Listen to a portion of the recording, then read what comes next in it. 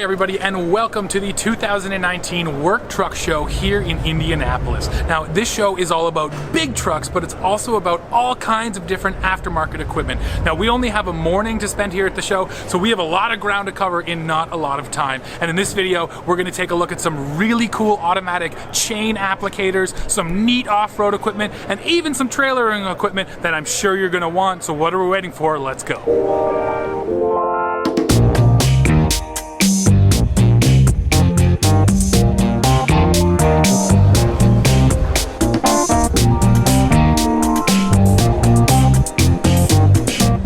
Biggest stories at the show this year was the all-new Ford Transit, and its biggest competitors here as well, the Mercedes-Benz Sprinter. Now Mercedes is showing off a bunch of different Sprinters here at the show. They have high roof versions, they have chassis cab versions, even a cutaway version, but this one has to be my favorite because after a long day at the Work Truck Show, it will help you get a drink.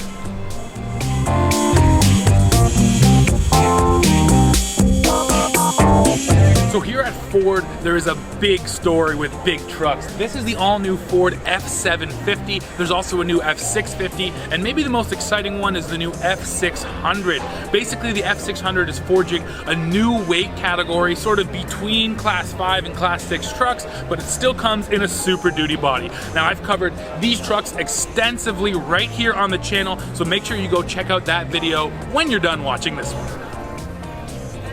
So besides the big trucks, Ford rolled out a new lineup of vans here at the show. There's the 2020 Transit, and then you have this. This is the redesigned E-Series, and yes, Ford still builds the E-Series. This one right here is a cutaway, so basically it would be used for things like an ambulance or for an RV.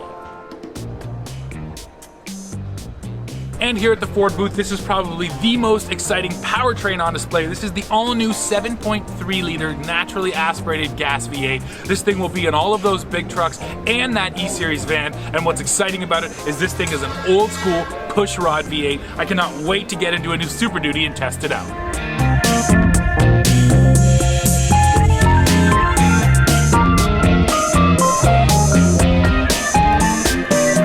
So this truck definitely caught my eye here at the Mack booth.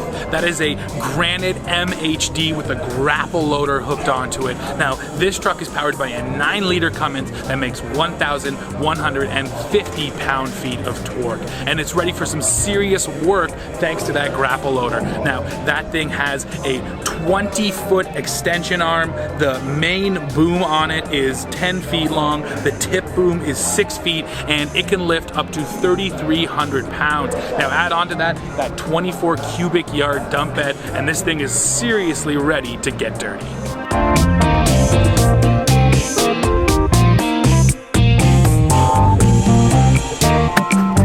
Why don't you go ahead and tell us all about what you guys are showing off here? Okay, so this is the on-spot automatic tire chain system, which is a device for traction on snow and ice. Instead of actually throwing a conventional set of chains, they'll actually throw the on-spot system. The on-spot system is engaged by actually turning a switch on inside the vehicle, so this would be the actual switch that they would actually throw. Okay. Once the switch is turned on, the chain system actually engages, air activated going down, puts the chain wheel against the tire sidewall, and then the chains actually go underneath the tire between the road and the tire surface. So smart. Yeah, that's amazing. Exactly. And I've struggled with chains before, so I get it, man. I totally get it. Yeah, so and it's an improved traction device in all 50 states and in Canada. And when the driver no longer needs the traction of the chains, they simply just take the switch and they turn it back off, and it will track the system back. Up. And it's all pneumatic? It's all pneumatic. And what about size for vehicles? Like, will this go on like a medium-duty truck, or is there a weight limit, or how does that work? So I actually have them on a Sprinter van here, but we fit anything from basically a half-ton pickup all the way up to Class 8. Nice. All right, so the big stuff too. Yeah, absolutely. Cool. Yeah. Oh, cool. Well, thanks a lot, Lon. I appreciate absolutely. it, man. Thank you. I appreciate it.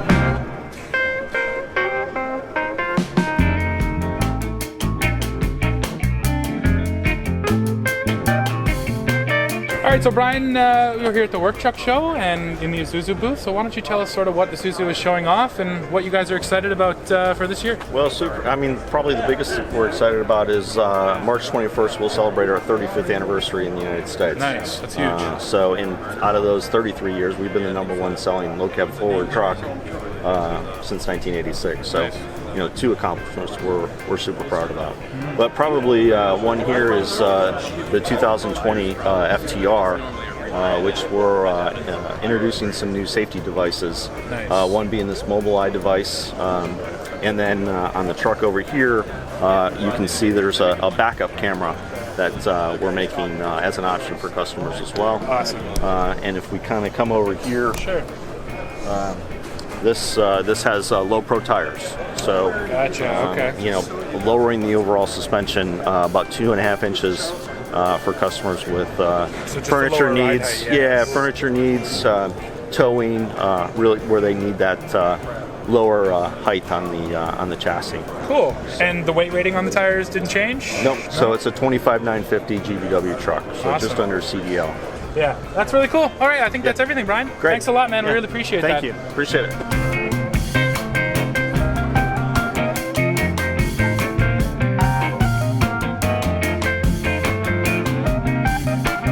Chevrolet also brought its recently redesigned medium-duty trucks here to the Work Truck Show. So this is the 5500 now. It uses the 6.6-liter diesel hooked up to that Allison transmission, same as you'll find in the heavy-duty Chevy trucks. And really what these medium duties are about now is interior comfort and technology. So this truck now has a 4G LTE Wi-Fi hotspot. It can get an 8-inch touchscreen, and it can run Apple CarPlay and Android Auto. And what's really interesting is that Chevy co-developed this truck with International. So now let's go take a look at the International version and we'll see some of the differences. So here's the other truck in the equation. Over there, that's the International CV, specifically the CV 515. Now this truck, like I mentioned, was developed in conjunction with General Motors. So when you take a look inside this International, it's basically just a last-gen GM half-ton.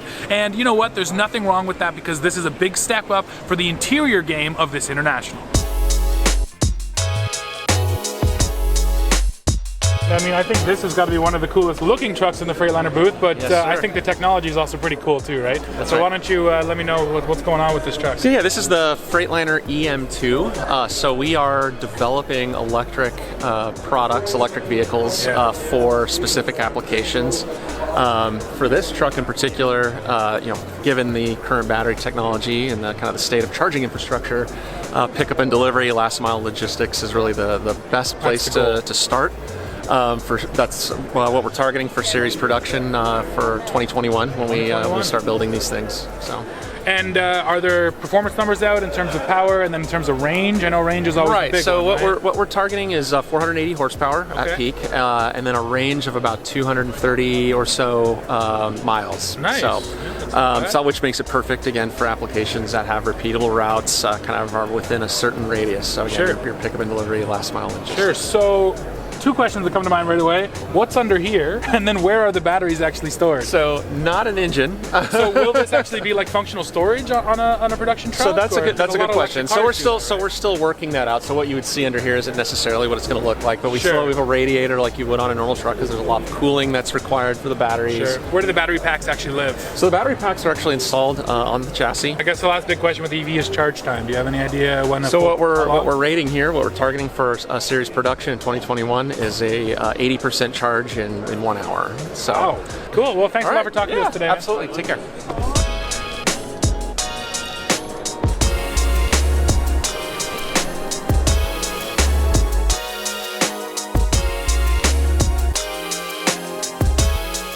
From a workhorse perspective, we focus on commercial fleets and electrifying the vehicles that are in those fleets. Sure. So we primarily service the last mile delivery business, UPSs, FedExes, DHLs, and so on. Yeah. So this particular product we have here is what we call our 450 cube, our Engine 450, which is, we'll call it a Sprinter size, Sprinter class type vehicle.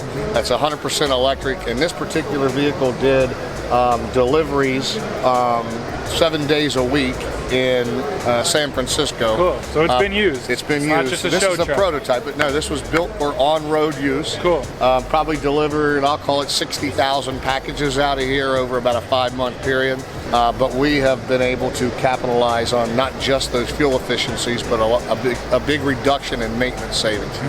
Traditional delivery vehicles have transmissions and so on.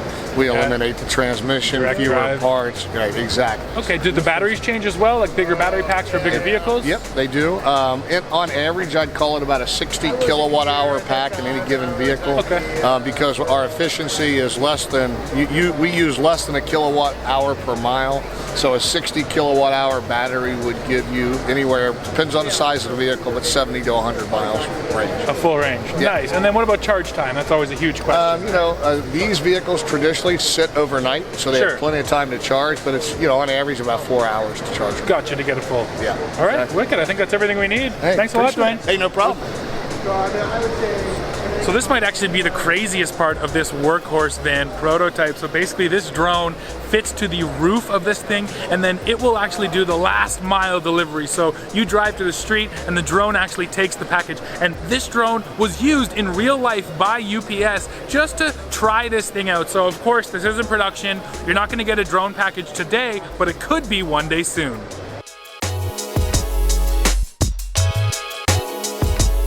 I was walking by, this thing caught my eye. It's just a neat little machine. So why don't you just tell us everything there is to know about this guy? Yeah, it's a neat little machine, and the size of it's really on purpose because its purpose in life is to make sidewalk snow removal much easier for contractors.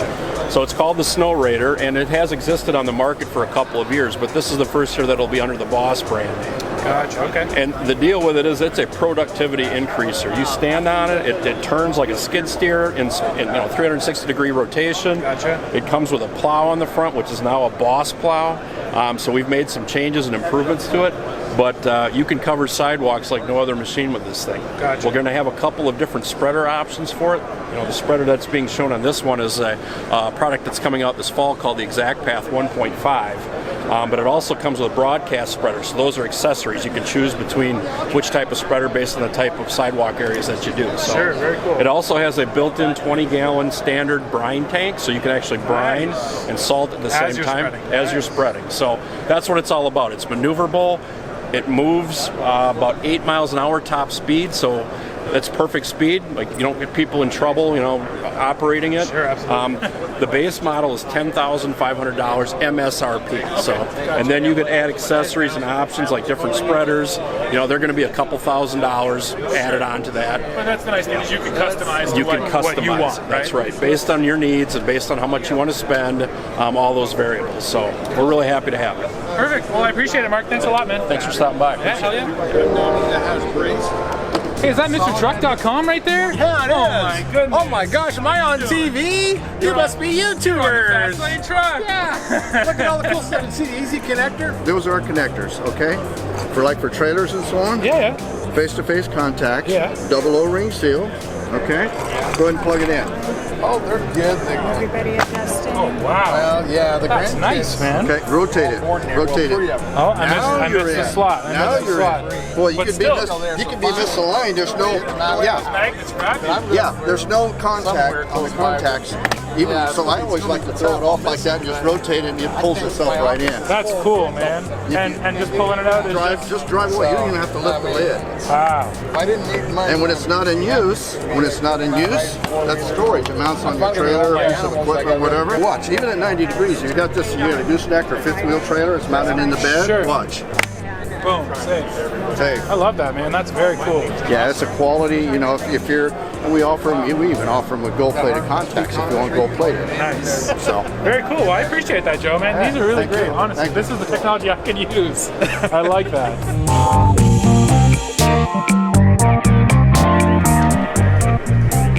Well, everybody, that's it for our whirlwind tour here at the Work Truck Show in Indianapolis. We have another event to get to, so we only got to spend a morning at the show, but it's clear that if you're a hard-working individual or company, this is the place to be to get the trucks that are going to get the job done. So make sure you go in the comments, let us know what you think about the show, then hit subscribe and come back here to TFL for the latest news, views, and real-world reviews. I gotta go.